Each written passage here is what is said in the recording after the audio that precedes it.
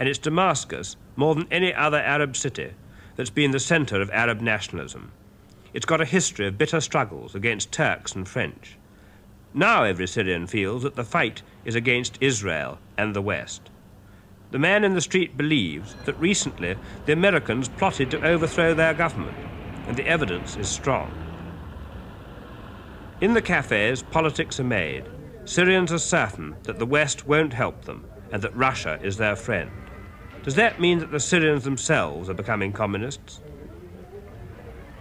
Public opinion outside Syria is quite different from the real situation here, because the Americans and all the allies who cooperate with America are describing Syria to be communist.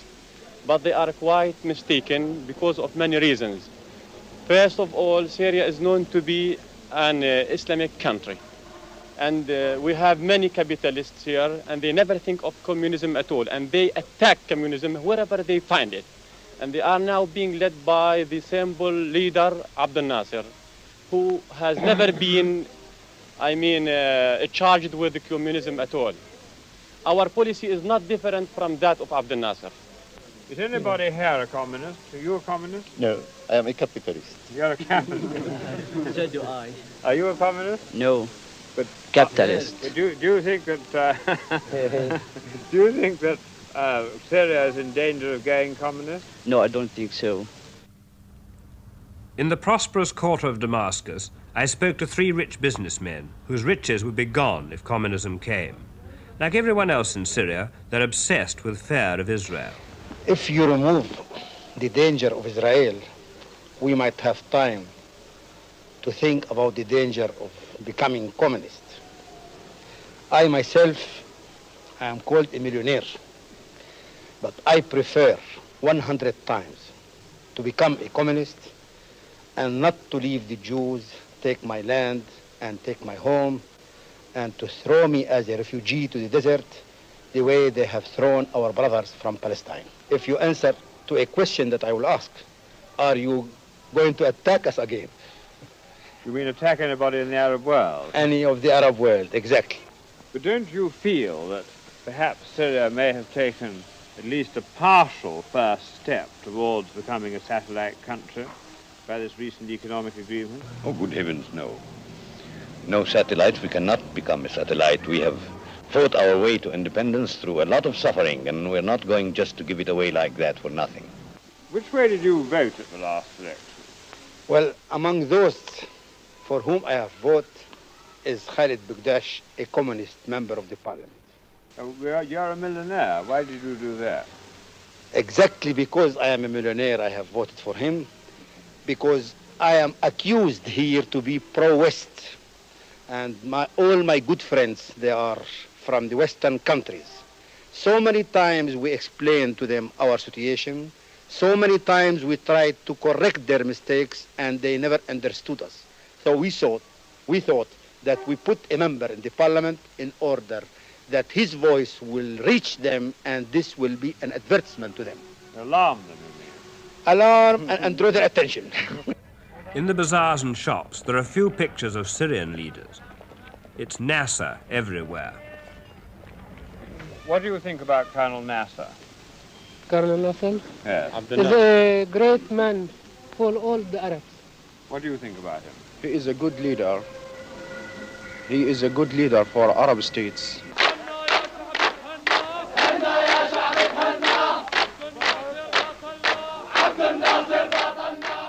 Nasser is our friend and leader, is the theme of this song, which the Syrian soldiers insisted on singing to me.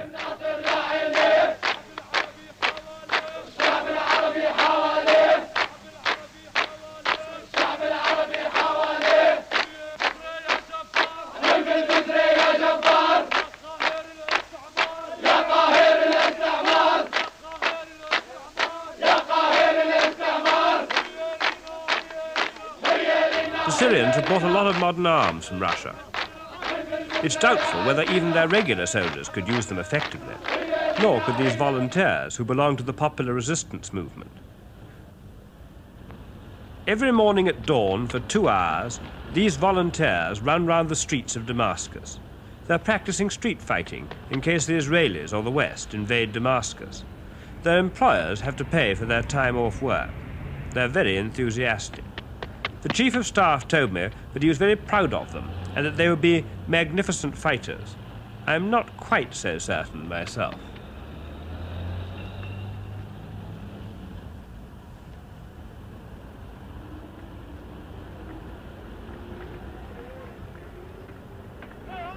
General Bisri, how many pro-communist officers do you think there are in the Syrian army? There are very few pro-communist officers in the army, and most of them are in the reserve. The army is dominant in Syria. It's not true that they don't interfere in politics. They've changed the government several times by force since the war. But this showroom was about the only sign of the Russians that I could find in the Damascus streets. Yaz, Gaz, Maz are all Russian makes of car.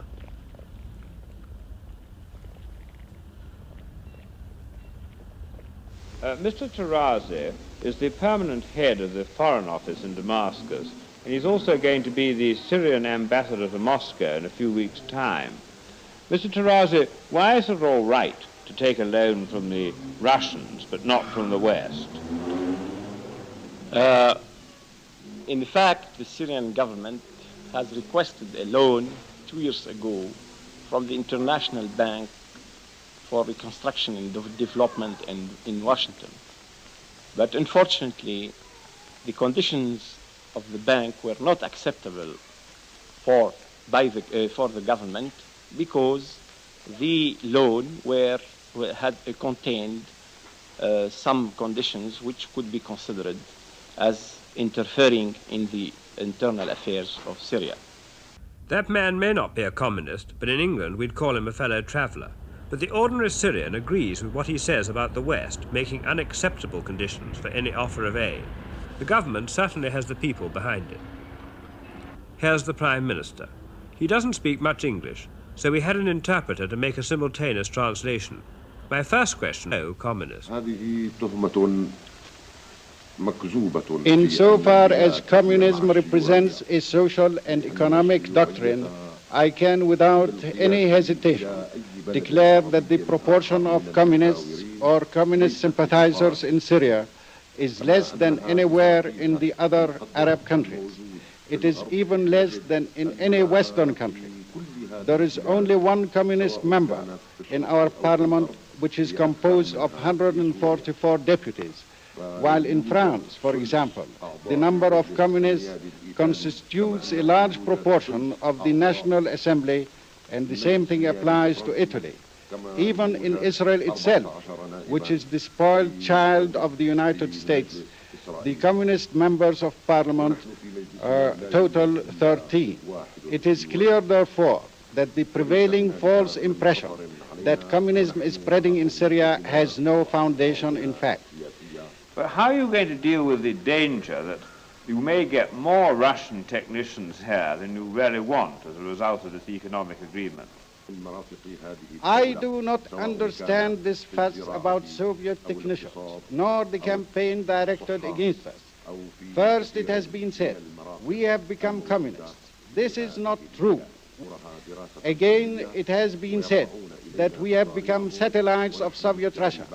This also is not true. Our relations with the Soviet Union have been deliberately misconstrued and distorted.